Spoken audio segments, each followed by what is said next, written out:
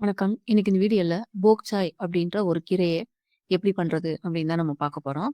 இத வந்து Chinese cabbage அப்படின்னும் சொல்லுவாங்க.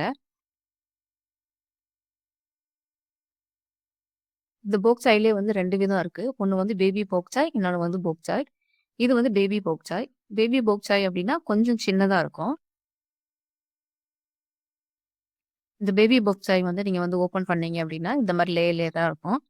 அதாவது நம்ம முட்டைக்கோஸ் இருக்கு இல்லையா? அது மாரியே இருக்கும். அதுக்கு தான் இத சைனீஸ் கேபேஜ் அப்படின்னு சொல்றாங்க.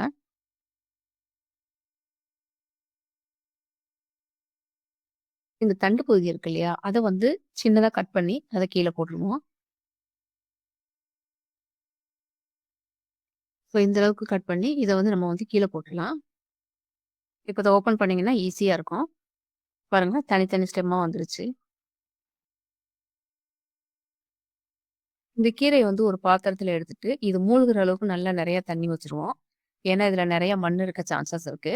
இத வந்து 2 தடவ அலசி எடுத்துறலாம்.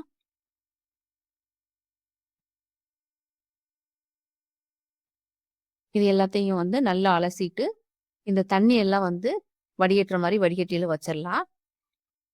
இப்ப வந்து ஒரு ஒரு வடச்சட்டி எடுத்துக்குருவோம். அதுல வந்து கொஞ்சம் எண்ணெய் சேர்த்துருக்கேன்.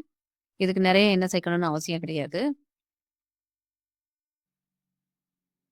இதுல வந்து ஒரு 2 பூண்ட வந்து சின்ன சின்னதா கட் பண்ணி சேர்த்துருக்கேன்.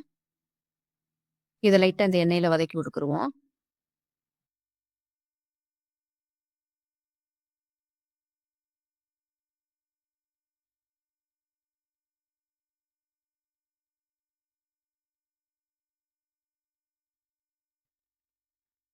இப்ப இது கூட வந்து நம்ம அலசி வச்சிருக்கோம் இல்லையா கீரை, அதையும் சேர்த்துக்குருவோம்.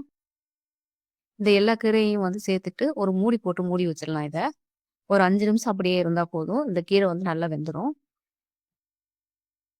ஒரு 5 நிமிஷம் கழிச்சு இந்த மூடிய ஓப்பன் பண்ணி, லைட்டா இத மிக்ஸ் பண்ணி விட்டுக்குருவோம்.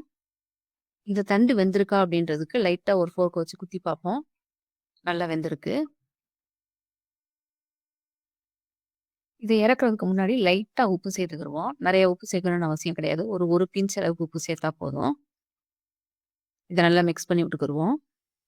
பாருங்க, சூப்பரான போக் சாய் ரெடி ஆயிருச்சு. நீங்களும் ட்ரை பண்ணி பாருங்க. பார்த்துட்டு கமெண்ட்ல எப்படி இருந்துச்சுன்னு சொல்லுங்க. தேங்க்ஸ் ஃபார் வாட்சிங்.